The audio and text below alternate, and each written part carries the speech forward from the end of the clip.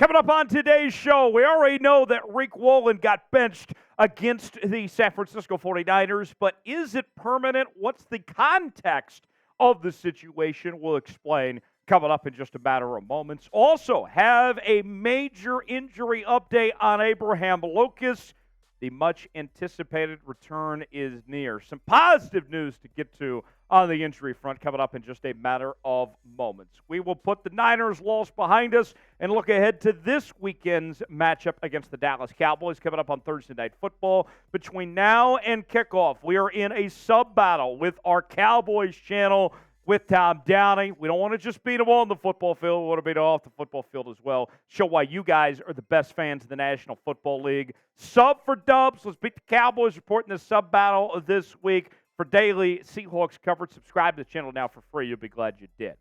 We begin today with Riq Woolen. To Riq Woolen benched, well, we got some context as far as what exactly happened on Thursday and how things are looking for the Seahawks corner going forward. Now, before we show you what Pete Carroll had to say, just to provide, what exactly went down, Riq Woolen, no secret, has had a bit of a down year compared to what he went through as a rookie last year, where he tied for the league lead in interceptions. This year has not been, according to most metrics, about one of the top 60 corners in the league this year, and in particular has struggled when it comes to tackling. Well, he was taken out of Thursday's game against the Niners, but according to Pete Carroll, everybody should pump the brakes as far as that being a long-term thing. Listen to this from Carroll. Riq wasn't back all the way, speaking about from injury. He didn't tackle well with his shoulder and went into the game wanting to see if he could hold up and didn't feel like he was ready. And Mike was 100% ready to go. And we think Mike's a terrific football player, and there's no problem putting him on the field. For now, I would say we don't need to overreact to this situation of Woolen getting taken out of the game here. This is not something where we all need to panic and say he's lost the confidence of his coaching staff and that they're going to go with Mike Jackson and all this. But this could be something to monitor in the future. There might be increased pressure now on Riq Woolen to play at a consistent and high level to show that he is 100% and that he can tackle at full force and all that. That might be something to monitor, but at least in the time, in the present, they're making it very clear that, hey, this was not something that we were pissed at him about or whatever. He just wasn't 100% when he was on the football field. You look at the numbers, and it was very evident that Riq Woolen was not the guy that he typically is. According to PFF, his lowest statistics he had in all three categories all season, in his overall defensive grade, his run defense grade, and his coverage grade, were all just pitiful. And the box score, just showed a skunk. There was nothing there from Riq Woolen there. Now, folks, the spin zone, I would say, is this is why you did keep Mike Jackson around, though. You started Mike Jackson for all 17 games last year. I think that Mike Jackson is a pretty decent football player. Might not be a part of the long-term plans for this Seahawks team, but that's why you have depth at this position. Mike Jackson, we know, is very capable of playing at a high level and getting the job done. With what the Seahawks had out of Trey Brown with his development and bringing in Devin Witherspoon. There just wasn't a place for Mike Jackson in the starting lineup like there was last year. But quite frankly, I'm okay with having these guys compete, play hard for each other, and if Riq doesn't look like giving Mike Jackson a chance like that. I think Pete Carroll did the right thing, and we'll see if Riq is up to snuff. If not, Mike Jackson is more than capable of handling that job. Who should start right now? Should it be Riq Woolen or should it be Mike Jackson? Under the circumstances the Seahawks are in, let us know what you think in the comments section. R for Riq Woolen, M for Mike Jackson. Let us know what you think. Who should be the starting outside corner there for Seattle?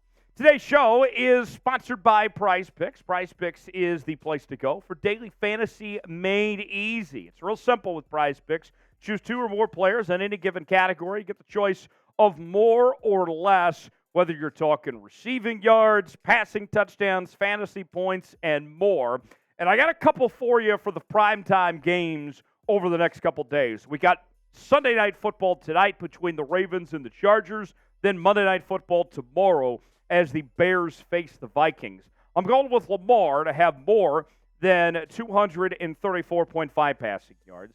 I got Lamar and OBJ to have more than half a receiving or rushing touchdown between the two of them. And then Colt Kmet of the Chicago Bears, I have him having less than 4 receptions. Let's say I put $20 down on these and they all hit, then we're going to bring home $100 on Prize Picks. Play along with me on Prize Picks, prizepicks.com/CLNS. Get a $100 deposit match on your first entry. That's prizepicks.com/CLNS. The link is in the comments and the description of today's video. Prizepicks.com/CLNS, promo code CLNS to play along today. The positive news of today's show, that is featuring Abraham Lucas. The much-anticipated return of the Seahawks starting right tackle appears to be very near. That's according to Seahawks head coach Pete Carroll, saying that we could see Abraham Lucas make his return as early as this week when the Seahawks take on the Dallas Cowboys this upcoming Thursday night. More from Pete Carroll and Abraham Lucas saying the following. Abe's coming back this week. He's going to practice to play this week, and we'll see if that works. The plan is for him to get going with the ones, get his work, and see if he can sustain through the week. We'll make the call later in the week to see if he can go, so that's a real positive for us. Abraham Lucas has been out since week 1 after the knee injury that he suffered there. And this is his 3rd week back at practice since returning from injured reserve. So they're getting close to the end of that 21-day window, the make-or-break decision time as far as Abraham Lucas' status goes for the rest of the season. But very optimistic, it seems, from Carroll that Lucas will make this return. And I got to tell you, I mean, this could not come at a better time because we saw on Thursday night Jason Peters go down, and they don't think that that's going to be a big issue, by the way, the injury that caused Peters to miss the second half there against San Francisco. They don't think that's too big of an issue, that he should be back soon. But Stone Forsythe looked really bad last week. And even when Jason Peters was out there before he got injured, he didn't play too well either here. It's been, kind of just Band-Aids for the last several weeks while we've waited on this return of Abraham Lucas. Getting Charles Cross back was huge, but now just trying to get by week, this team desperately needs Abraham Lucas back. And you look at the depth chart for the Seahawks here. You get Abraham Lucas back. He slides into Jason Peters' spot right now. Then all of a sudden you're back to your original starting 5 for the first time since week 1 that you haven't seen basically all season for this Seahawks team as you go through this home stretch, this run to the playoffs here for Seattle.